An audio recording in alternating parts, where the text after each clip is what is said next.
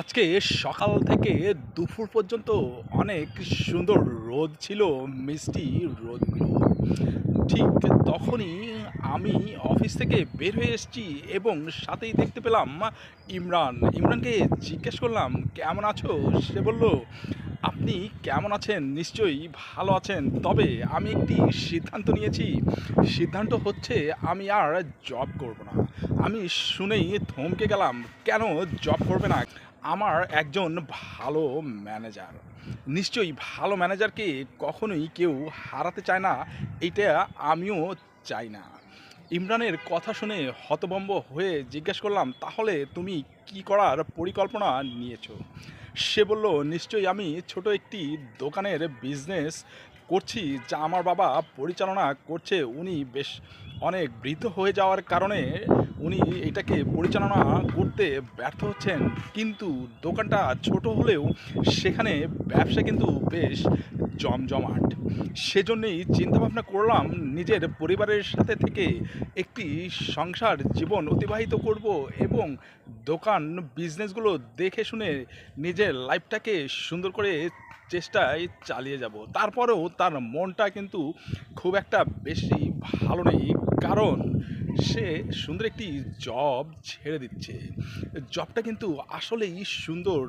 তারপরেও সে চিন্তিত হয়ে চিন্তা করলো, আমাকে বলল, তাহলে আপনি চলে যান, আমি একটু আসি। আমি বললাম, না, তোমার সাথেই আমি যাব। দুজনেই মিলে একটি পার্কে গেলাম। পার্কের বেঞ্চে বসে ইমরান খুবই চিন্তিত মগ্নে আছে। ওপাশ থেকে ছেলেরা দেখছি ক্রিকেট খেলছে। ক্রিকেটের ধ্বনিতে সুন্দর আওয়াজ গর্জে উঠেছে এবং বাতাসগুলো অসাধারণ গতিতে নিজের গায়ে এসে পড়েছে।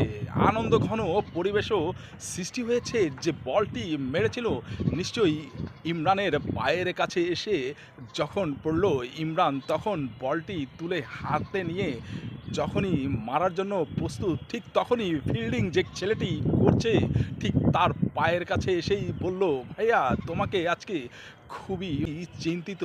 এই কারণেই হেসে বলল, নিশ্চয়ই তুমি চিন্তা করবা না, কারণ আমাদের সাথে এনজয় করো। জীবনটাই হচ্ছে, লাইফটাই হচ্ছে এনজয় করার জন্য। ইমরান তখনই বুঝতে পারলো, অ্যাকচুয়ালি আমি তো জব ছাড়লেও, কারণ আমার তো সুন্দর একটি ব্যবসা আছে, যেটা আমার বাবার দেওয়ার সম্পত্তি, সেটা নিশ্চয়ই ভালো করে চালাবো এবং আমার যে অভিজ্ঞতাগুলো আছে সেখানে কাজে লাগিয়ে নিজেকে এগিয়ে নেব এবং সমাজের সাথে সুন্দরভাবে জীবন অতিবাহিত করব। তখন তার মনের ভিতরে একটি ভালো ফিল কাজ করেছে এবং আমাকে বলেছে, নিশ্চয়ই আপনি অসাধারণ ব্যক্তিত্বের অধিকারী। আপনি আমাকে এখানে সুন্দর করে নিয়ে এসছেন এবং আমার সাথে কিছু সময় অতিবাহিত করেছেন, যা আমার মনটাকে ছুঁয়ে গেছে।